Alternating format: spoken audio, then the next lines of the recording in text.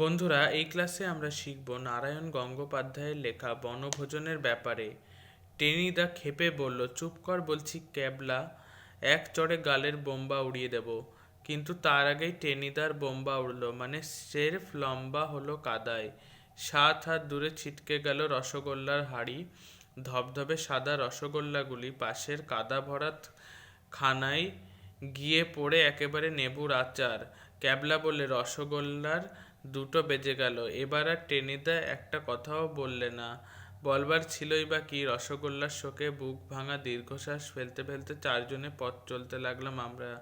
টেনিদা তবু লেডি কেনিগুলো সাবার করেছে, কিন্তু আমাদের সান্ত্বনা কোথায়? অমন স্পঞ্জ রসগোল্লাগুলো 5 মিনিট পরে টেনিদাই কথা কইল। তবু পোনা মাছগুলো আছে, কি বলিস? খিচুড়ির সঙ্গে মাছের কালিয়া আর আলু ভাজা নেহাত মন্দ নয়, হবে না? হাবুল বললে, হ হ, সেটাই ভালো। বেশি খাইলে পেট গরম হইব, গুরুপাক না খাওয়াই ভালো। ক্যাবলা মিটমিট করে হাসল। শেয়াল বলেছিল দ্রাক্ষাফল অতিশয় খাট্টা। ক্যাবলা ছেলেবেলায় পশ্চিমে ছিল, তাই 2-1টা হিন্দি শব্দ বেরিয়ে পড়ে মুখ দিয়ে। টেনিদা বললে, খাট্টা? বেশি পাঠামি করবি তো 4টা বসিয়ে দেব। ক্যাবলা ভয়ে, স্পিকটি নট। আমি তখনই নাকের পাশ দিয়ে ঝালঝাল টকটক তেল চাটছি, অর্থাৎ বুক পকেটটা কেমন ভিজে ভিজে মনে হলো। হাত দিয়ে দেখি বেশ বড়সড় এক টুকরো আমের আচার তার ভেতরে কায়েমি হয়ে আছে। জয় গুরু!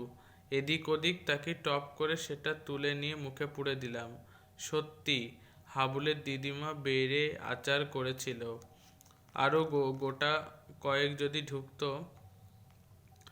বাগান বাড়িতে পৌঁছালাম আর 15 মিনিট পরে। চারিদিকে সুপুরি আর নারকেলের বাগান, একটা পানা ভর্তি পুকুর, মাঝখানে একতলা বাড়িটা, কিন্তু ঘরে চাবি বন্ধ। মালিটা কোথায় কেটে পড়েছে কে জানে।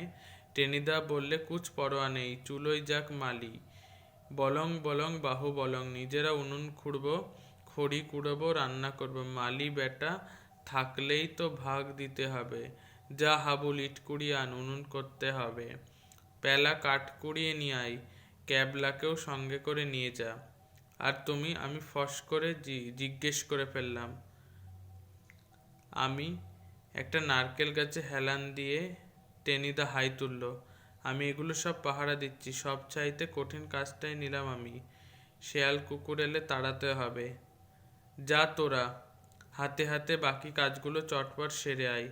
কঠিন কাজই বটে, স্কুলের পরীক্ষায় গার্ডদেরও অমনি কঠিন কাজ করতে হয়। ত্রৈরাশিকের অঙ্ক কষতে গিয়ে যখন ঘোড়া ঘোড়া ঘাস ঘাস নিয়ে আমাদের দম আটকাবার জো, তখন গার্ড মোহিনী বাবুকে টেবিলে পা তুলে দিয়ে ফোড়র ফো শব্দে নাক ডাকতে দেখেছি। টেনিদা বললে, যা যা, সব দাঁত বের করে দাঁড়িয়ে আছিস কেন? ঝা করে রান্নাটা করে ফেল, বড্ড খিদে পেয়েছে। তা পেয়েছে বই কি, পুরো 1 হাঁড়ি লেডিকিনি এখনো গজগজ করছে পেটের ভিতরে। আমাদের বড়াতেই শুধু অষ্টরম্ভা। প্যাঁচার মতো মুখ করে আমরা কাঠ খড়ি সব কুড়িয়ে আনলাম। টেনিদা লিস্টি বার করে বললে, মাছের কালিয়া পেলা রাঁধিবে, আমাকে দিয়েই শুরু। আমি মাথা চুলকে বললাম, খিচুড়ি টিচুড়ি আগে হয়ে যাক তবে তো। খিচুড়ি লাস্ট আইটেম, গরম গরম খেতে হবে। কালিয়া সকলের আগে। নে পেলা, লেগে যা।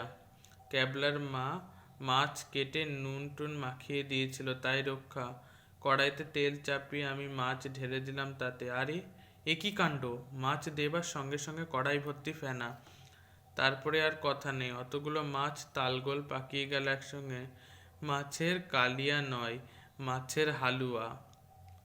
ক্যাবলা আদালতে পেয়াদার মতো ঘোষণা করলো, মাছের কালিয়া 3টে বেজে গেছে।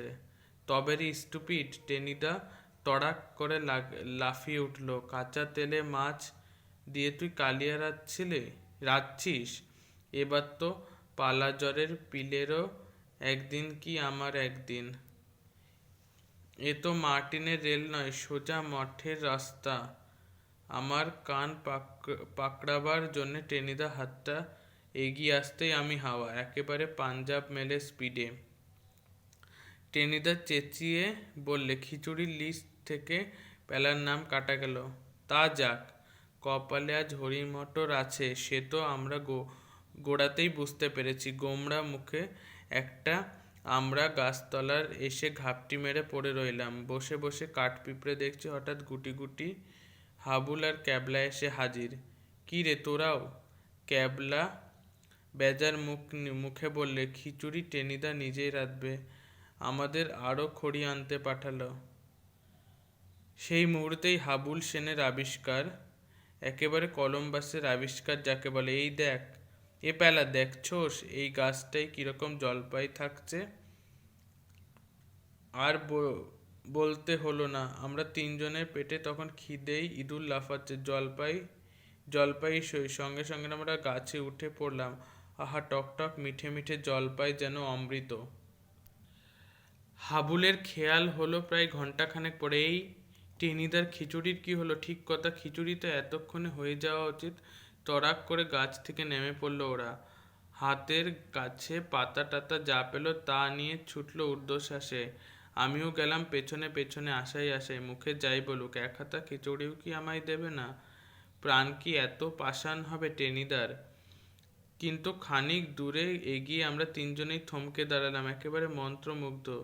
টেনিদা সেই নারকেল গাছটায় হেলান দিয়ে ঘুমোচ্ছে, আর মাঝে মাঝে বলছে, দে দে ক্যাবলা, পিঠটা আর একটু ভালো করে চুলকে দে। পিঠ চুলকে দিচ্ছি, সন্দেহ কি? কিন্তু সে ক্যাবলা নয়, এক গোদা বানর। আর চার পাঁচটা গোল হয়ে বসে টেনিদার চারিদিকে। কয়েকটা তো মুঠো মুঠো চাল আর ডাল মুখে পড়েছে। একটা আলুগুলো সাবার করেছে, আর আস্তে আস্তে টেনিদার পিঠ চুলকে দিচ্ছে। আরামে হাঁ করে ঘুমোচ্ছে টেনিদা। থেকে থেকে বলছে, দে ক্যাবলা, আর একটু ভালো করে চুলকে দে। এবার আমরা তিনজনে গলা ফাটিয়ে চেঁচিয়ে উঠলাম, টেনিদা বাদর, বাদর! কি, আমি বাদর?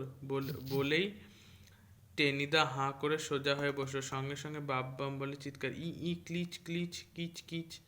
চোখের পলকে বানরগুলো কাঁঠাল গাছের মাথায়। চাল ডাল আলু পুটলি সেই সঙ্গে আমাদের দেখিয়ে দেখে তরিবধ করে খেতে লাগলো। সেই সঙ্গে কি বিচ্ছিরি ভেংচি! ওই ভেংচি দেখেই না লঙ্কার রাক্ষসগুলো ভয় পেয়ে যুদ্ধে হেরে গিয়েছিল। পুকুরের ঘাটলায় চারজনে আমরা পাশাপাশি চুপ করে বসে রইলাম, যেন শোক সভা। খানিক পরেই ক্যাবলায় স্তব্ধতা ভাঙল। বনভোজনের 4টে বাজলো। তা বাজলো। টেনিদা দীর্ঘশ্বাস ফেলল। কিন্তু কি আর করা যায় বলতো পেলা? সেই লেডিকেনিগুলো কখন হজম হয়ে গেছে, পেট চুই চুই করছে খিদেই।